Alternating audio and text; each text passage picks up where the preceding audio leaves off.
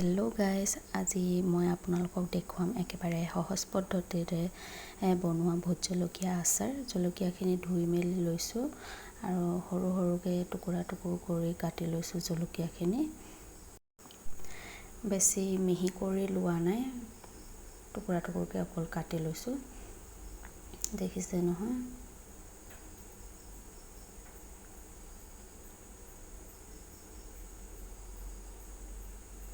কাটি হৈ গ'ল জলকীয়াখিনি। ইয়াত মই অলপ হালধি দি দিছোঁ। জলকীয়াৰ পৰা ওলোৱা পানীখিনি শুকাই যাবৰ কাৰণে হালধি দি দিলে সোনকালে শুকাই যায়। মিক্স কৰি লৈছোঁ মই হালধি দিয়া জলকীয়াখিনি। কাগজ পাৰি লৈছোঁ, ইয়াত ফেনৰ তলতে দিম। ৰ'দত দিলে ভাল হয়। মই এতিয়া ৩-৪ ঘণ্টাৰ কাৰণে ফেনৰ তলত দি দিছোঁ। জলকীয়াখিনি ধুনীয়াকৈ মেলি দিছোঁ। এয়া শুকাই গ'ল পানীখিনি জলকীয়াৰ পৰা।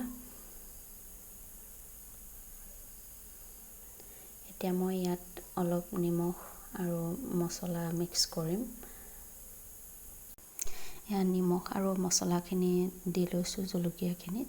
এতিয়া মই ধুনীয়াকৈ এইখিনি মিক্স কৰি ল'ম।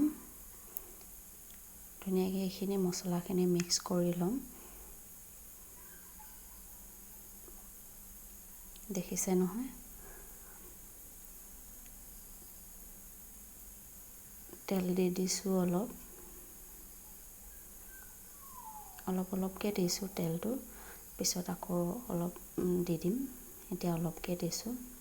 এতিয়া মছলাৰ লগত ধুনীয়াকৈ তেলখিনি মিক্স কৰি দিছোঁ, তেতিয়াই জলকীয়াখিনি ধুনীয়াকৈ লাগি যাব মছলাবোৰ। দেখিছে নহয়, ধুনীয়া হৈছে খুব।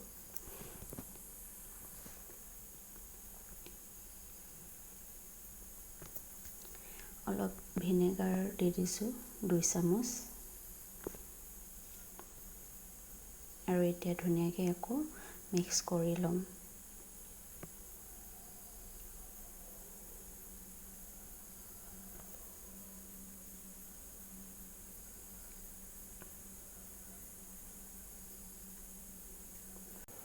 এয়া দেখিছে নহয়, ধুনীয়াকৈ মছলাখিনি মিক্স হৈ গ'ল।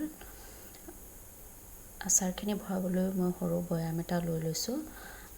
বৈয়ামটো ধুনীয়াকৈ ধুই শুকুৱাই ল'ব। অলপো তাত পানী থাকিব নালাগিব। ধুনীয়াকৈ শুকানকৈ মচি মেলি ভৰাই দিছোঁ জলকীয়াখিনি। দেখিছে নহয়, খুবেই ধুনীয়া হৈছে দেখিবলৈ। ভিডিঅ'টো চাই কেনে পালে কমেণ্টত জনাব আৰু মোৰ চেনেলটো লাইক, শ্বেয়াৰ এণ্ড ছাবস্ক্ৰাইব কৰি দিব।